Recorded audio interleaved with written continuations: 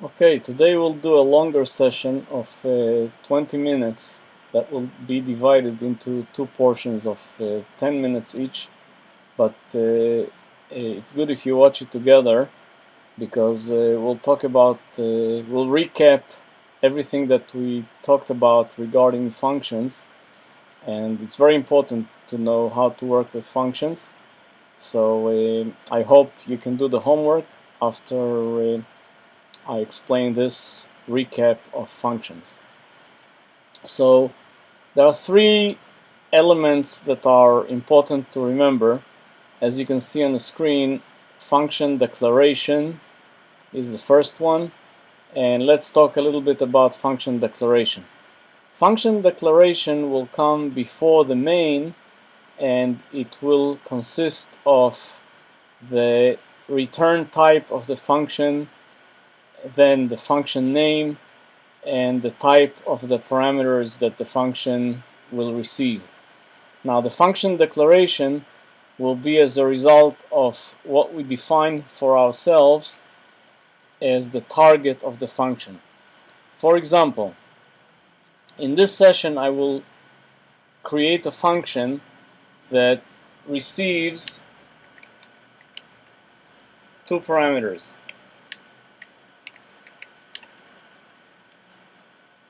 The first parameter will be a letter of the alphabet.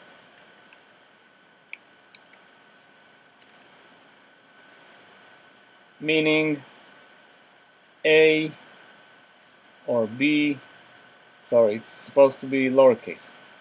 A or B or C, etc. up to Z. So that will be the first parameter. The second parameter will be an integer. An integer number. Let's copy this to a different page so it will be clearer.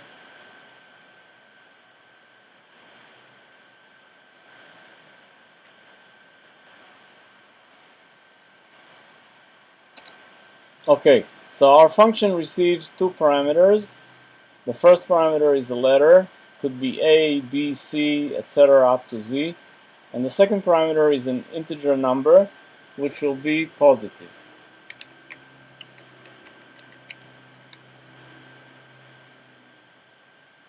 Now, the function will return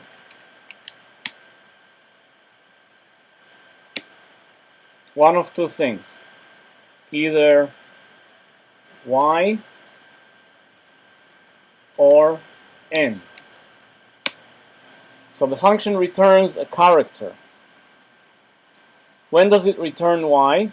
It returns y when the letter is larger than the number. What does it mean? If, let's say, we say that a,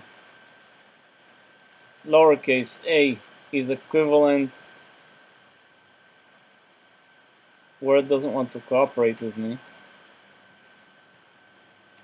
But anyway, A is equivalent to 1, B is equivalent to 2, C is equivalent to 3, etc. all the way until Z is equivalent to 26. So for example, if the input to the function was E, the letter E, and the number 10, what will the function return? E is, since A is 1, B is 2, C is 3, D is 4, E is going to be 5. So in this case, the function will return an N because the number is larger than the E. The number 10 is larger than the value of E, which is 5. Let's see another example. If, let's say, we give the function the letter T and the number 10, what happens then? T is larger than 10, because if you count A, B, C, D, E, F, G, H, I, J, all the way to T, I think it will be something like 17 or something like that, but it'll be definitely more than 10. So in this case, the function will return y.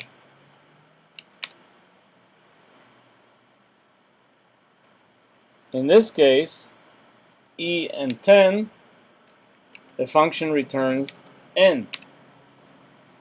Okay, so if this is clear, what the function receives and what the function returns, then now we can proceed to the declaration. So the declaration, according to the description of the problem, this is how the declaration will go. And the declaration, we said, will have return value first. So the return value is character. So we'll write character space, and then the name of the function. Let's say I call the function letter underscore greater than number. Yes, this is the name of the function. Letter greater than number. So first is the return value, and we can put it on the same line. The reason it's not on the same line here is because the page is too small. So let's change the page.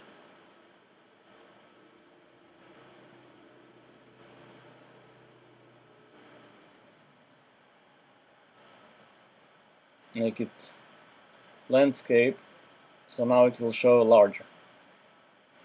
Okay, so going back to this, return type character, function name letter underscore greater underscore than underscore number, and now in parentheses we'll give the type of parameters that we give the function.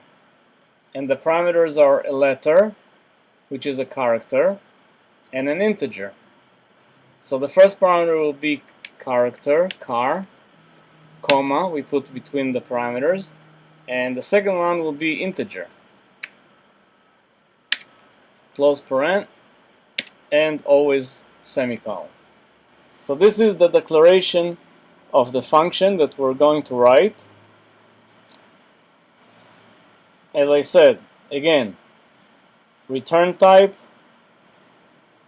name of a function, and in parentheses the parameter types, and semicolon at the end.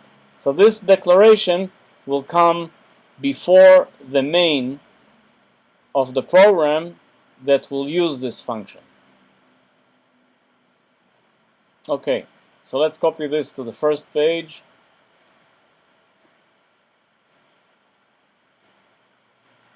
And put it here under declaration, and make this one larger also.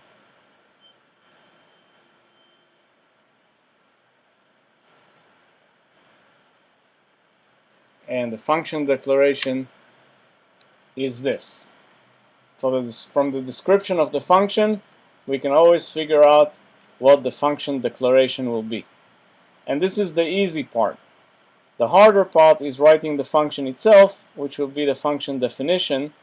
So we will do it in the second section of this lesson, which is lesson 8, part 4.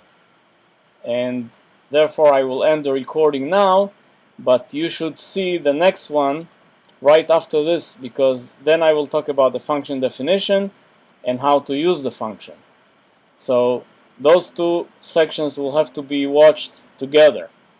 So please don't be lazy and go over to the next section, as I will continue exactly from this point of function definition.